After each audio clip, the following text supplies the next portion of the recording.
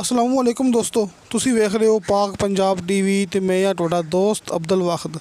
दोस्तों माशाल्लाह तुहाडे वास्ते ज़िला बहावर नगर, तहसील बहावर नगर शहर तो सिर्फ 5 किलोमीटर। दोस्तों बहावर नगर शहर तो सिर्फ 5 किलोमीटर बहुत ही अच्छा तो बहुत ही बेहतरीन 76 एकड़ रकबा लेके हाज़र होए हैं। इंशाल्लाह उम्मीद है कि तुहानू बड़ा पसंद आएगा। दोस्तों 76 एकड़ ज़मीन है जिंदे विचों अद्धी आबाद है, अद्धी गैर आबाद है। कि अद्धी आबाद है कोई 38 एकड़ आबाद है, बाकी गैर आबाद है।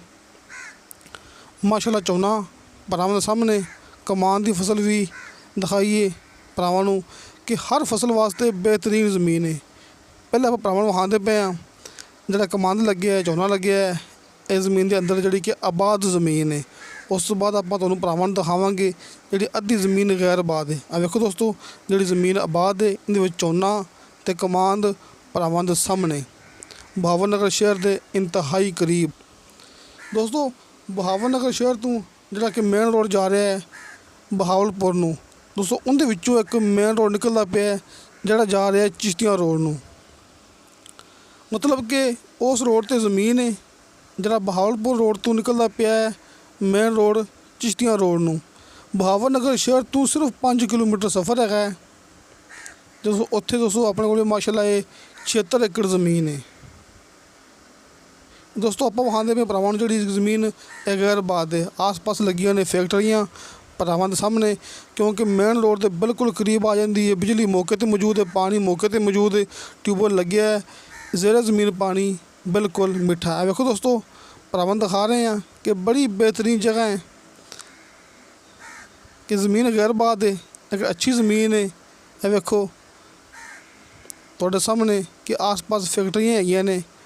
दोस्तों बड़ा ही बेहतरीन मौका है तो बिजली अपने रकबे के अंदर मौजूद है।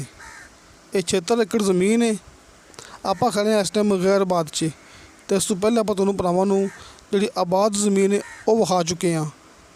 इस तो बाद आप तुहानू थोड़ी जी दोबारा फिर भरावां नू आबाद ज़मीन आप नज़र मरवावांगे।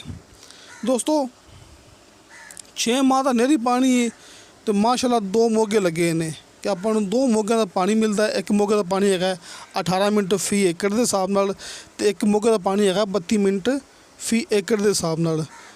दोस्तों तुसीं ये गल याद रखनी है कि बहावर नगर शहर तो सिर्फ 5 किलोमीटर। दोस्तों हुण आपां गल करने मेन रोड की।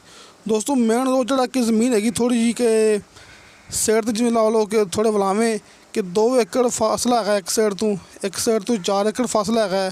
मिसाल तौर पर दोस्तों जिहड़ा मेन रोड है सामने भरावां नज़र आ रहा है मेन रोड, ये बस जा रही है। दोस्तों वड्डा मेन रोड है। इस तो किधरे 2 एकड़ का फासला है, किधरे 3 एकड़ का, किधरे 5 एकड़ का फासला है वड्डे मेन रोड तो। लेकिन दोस्तों सरकारी रस्ता मौके पर आ रहा है, किसी किस्म का कोई मसला नहीं है इस ज़मीन नू, बिल्कुल क्लीयर है। दोस्तों 17 लाख रुपया फी एकड़ की डिमांड है जिहड़ी ज़मीन आबाद है।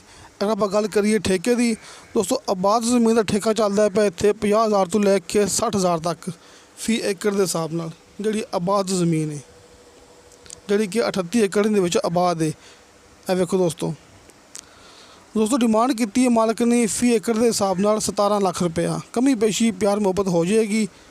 अपना WhatsApp number and call number लग्या होंदा है हर मूवी की डिस्क्रिप्शन दे विच, तुसीं अपने रबता कर सकते जी।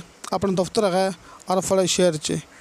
दोस्तों इंशाअल्लाह ताला मिलांगे अगली वीडियो दे। अल्लाह हाफिज़।